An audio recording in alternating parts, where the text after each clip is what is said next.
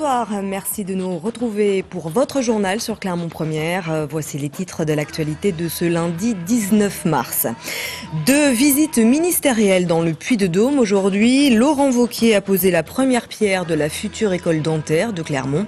Et ce matin, Roselyne Bachelot inaugurait un EHPAD à Issoire. Les 50 ans des accords d'Évian ont été célébrés lors de 2 cérémonies distinctes à Clermont-Ferrand ce matin. Ils avaient officiellement mis fin à 8 années de guerre en Algérie. En sport, le Clermont Foot Auvergne a dû se contenter du match nul de partout vendredi soir face à Istres. Nous entendrons la déception du gardien de but clermontois avant l'équipe du lundi qui reviendra sur cette rencontre. Mais avant de développer ces titres, je vous propose d'écouter Francis Lamy, le préfet de la région Auvergne et du Puy-de-Dôme. Des consignes strictes ont été édictées après la fusillade qui a causé la mort de 3 enfants et d'un adulte ce matin à Toulouse, devant un collège juif.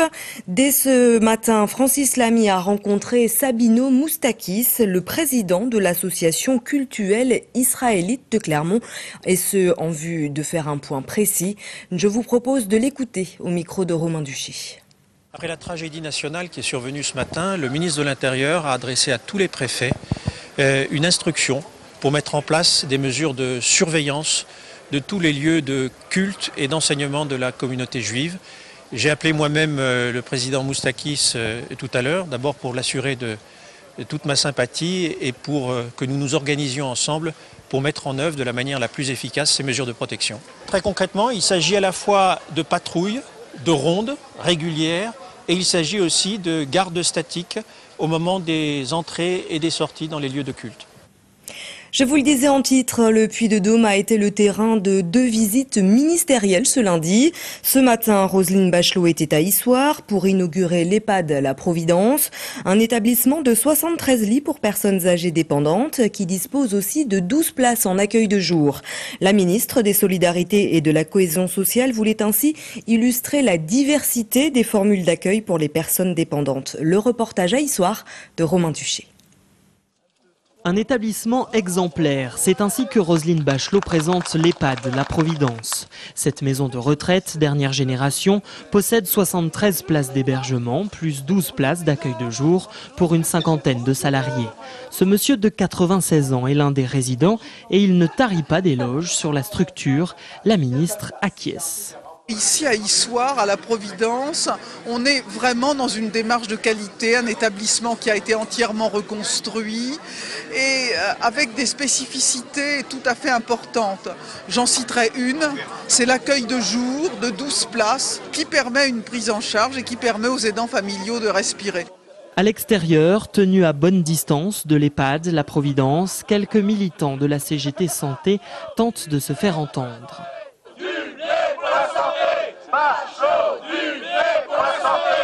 Ils accusent le gouvernement d'avoir sacrifié le secteur de la santé et notamment les hôpitaux publics. On le voit bien avec les urgences à Rion, où c'est catastrophique, où les patients dorment des fois 24 heures, si ce n'est 48 heures sur des brancards. C'est inadmissible. Aujourd'hui, on peut dire que la santé est en danger et que depuis une dizaine d'années, elle suit une courbe descendante et va à la catastrophe. Dans l'établissement, Roselyne Bachelot prend la parole devant des résidents et des salariés. D'après la ministre, l'État dépense chaque année 25 milliards d'euros pour financer la dépendance. Elle assure par ailleurs que la France est montrée en exemple à l'étranger pour son plan Alzheimer. Auparavant, Roselyne Bachelot était à Champais pour la pose de la première pierre d'un autre EHPAD, les Campélis. Et c'est aussi ce qu'est venu faire Laurent Wauquiez cet après-midi dans notre département. Il a symboliquement posé la première pierre de la future faculté de chirurgie dentaire de Clermont. Construite aux abords de l'hôpital Estin, cet établissement d'enseignement supérieur sera 2 fois plus vaste que le précédent, 10 000 mètres carrés d'installation. Son ouverture est prévue pour la rentrée 2013. Ça va tout changer. On va avoir sur le même site les étudiants, les chercheurs, l'application clinique. D'abord, ça va permettre à l'Auvergne et à Clermont-Ferrand de bénéficier d'une recherche et d'un enseignement de qualité. On va avoir des dentistes qui vont être très bien formés et on pourra être au premier plan de la recherche. Pour moi, ce chantier, d'abord, j'y suis attaché. Je suis un ministre auvergnat et j'assume d'être un ministre auvergnat. Ça veut dire qu'il défend l'Auvergne. Et puis la deuxième chose, c'est que je suis très content parce que c'est l'incarnation visible de tout ce qu'on a voulu changer en matière d'enseignement supérieur. Ce 19 mars 2012 marque le 50e anniversaire des accords d'Évian. Ce matin, 2 cérémonies avaient lieu à Clermont-Ferrand. Sur ces images, celle organisée au monument aux morts de Saint-Jacques. Étaient présents une cinquantaine d'anciens combattants ainsi que le maire de Clermont et quelques élus. L'autre cérémonie était organisée en fin de matinée au square du 19 mars, place d'Espagne. Signée entre les représentants de la France et du FLN, les accords d'Évian avaient permis de mettre officiellement un terme à 8 années de guerre en Algérie. Autre rassemblement, celui organisé à la mémoire de Wissam El Yamni samedi dernier, place de Jaude à Clermont. Environ 300 personnes ont formé la lettre W en s'allongeant au sol. Les manifestants voulaient exprimer leur malaise 2 mois après le décès de cet habitant de la Gautière, tombé dans le coma la nuit de la Saint-Sylvestre à la suite d'une interpellation musclée. L'enquête semble toutefois avancer puisque le médecin légiste vient de remettre son rapport définitif au juge d'instruction qui recevra les parties civiles dans les prochains jours. Nous vous en parlions vendredi dernier, ce salarié d'un concessionnaire de tiers qui est en conflit avec son employeur et estime être victime de discrimination syndicale. Joint par téléphone aujourd'hui, Liamine Bouaoud se dit déçu de son entrevue organisée avec son employeur, organisée dans les locaux de la direction du travail ce matin. Il nous a dit qu'une proposition de reclassement en tant que chauffeur-livreur pourrait lui être proposée à Roanne, en plus de celle de pompiste à Montbrison.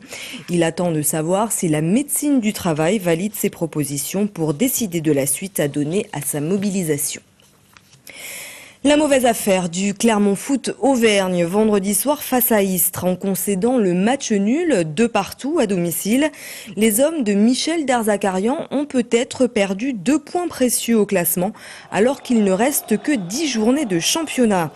Le Clermont Foot reste 2e de Ligue 2 à 10 points de Bastia, indéboulonnable premier et à seulement 2 points du 3e Reims, qui compte un match de retard. Le gardien clermontois reconnaît que son équipe a manqué de lucidité dans les toutes dernières minutes du match.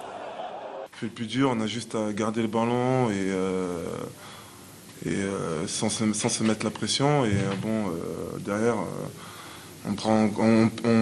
on perd 2 points parce que, encore une fois, c'était à notre portée et on l'a fait, donc on perd 2 points, bien sûr. C'est ainsi que se termine ce journal. Merci de l'avoir suivi. Dans un instant, vous retrouvez vos prévisions météo et puis c'est l'équipe du lundi.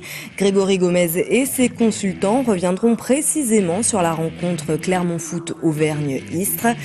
Vous retrouvez pour l'information Cécile Finot demain à 12h30 et 18h30. Très bonne soirée.